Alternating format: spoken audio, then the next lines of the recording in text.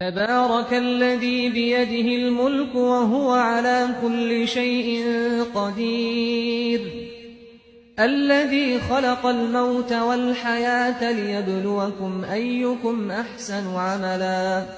وهو العزيز الغفور الذي خلق 7 سماوات طباقا ما ترى في خلق الرحمن من تفاوت فارجع البصر هل ترى من فطور ثم ارجع البصر كرتين ينقلب إليك البصر خاسئا وهو حسير ولقد زينا السماء الدنيا بمصابيح وجعلناها رجوما للشياطين وأعتدنا لهم عذاب السعير وللذين كفروا بربهم عذاب جهنم وبئس المصير إذا ألقوا فيها سمعوا لها شهيقا وهي تفور تكاد تميز من الغيظ كلما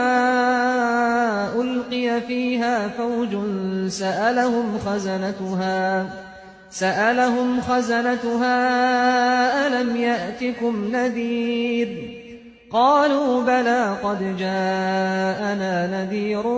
فكذبنا وقلنا ما نزل الله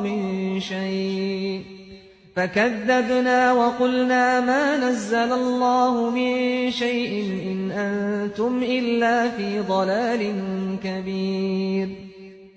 وقالوا لو كنا نسمع أو نعقل ما كنا في أصحاب السعير فاعترفوا بذنبهم فسحقا لأصحاب السعير إن الذين يخشون ربهم بالغيب لهم مغفرة وأجر كبير وأسروا قولكم أو اجهروا به إنه عليم بذات الصدور ألا يعلم من خلق وهو اللطيف الخبير هو الذي جعل لكم الأرض ذلولا فامشوا في مناكبها وكلوا من رزقه وإليه النشور أأمنتم من في السماء أن يخسف بكم الأرض فإذا هي تمور أم أمنتم من في السماء أن يرسل عليكم حاصبا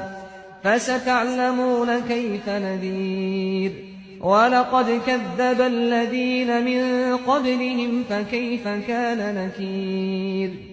أولم يروا إلى الطير فوقهم صافات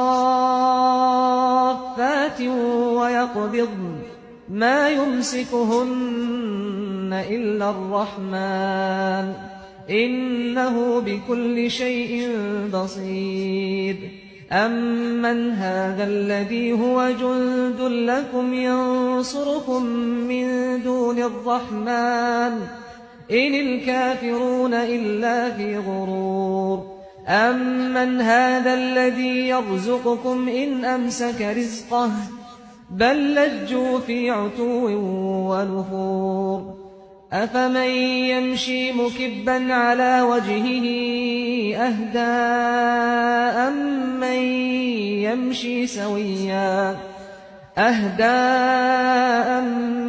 يمشي سويا على صراط مستقيم قل هو الذي أنشأكم وجعل لكم السمع والأبصار والأفئدة قليلا ما تشكرون قل هو الذي ذرأكم في الأرض وإليه تحشرون ويقولون متى هذا الوعد إن كنتم صادقين قل إنما العلم عند الله وإنما أنا نذير مبين فلما رأوه زلفة سيئت وجوه الذين كفروا وقيل هذا الذي كنتم به تدعون قل أرأيتم إن أهلكني الله ومن معي أو رحمنا فمن يجير الكافرين من عذاب أليم قل هو الرحمن آمنا به وعليه توكلنا فستعلمون من هو في ضلال مبين قل أرأيتم إن أصبح ماؤكم غورا فمن يأتيكم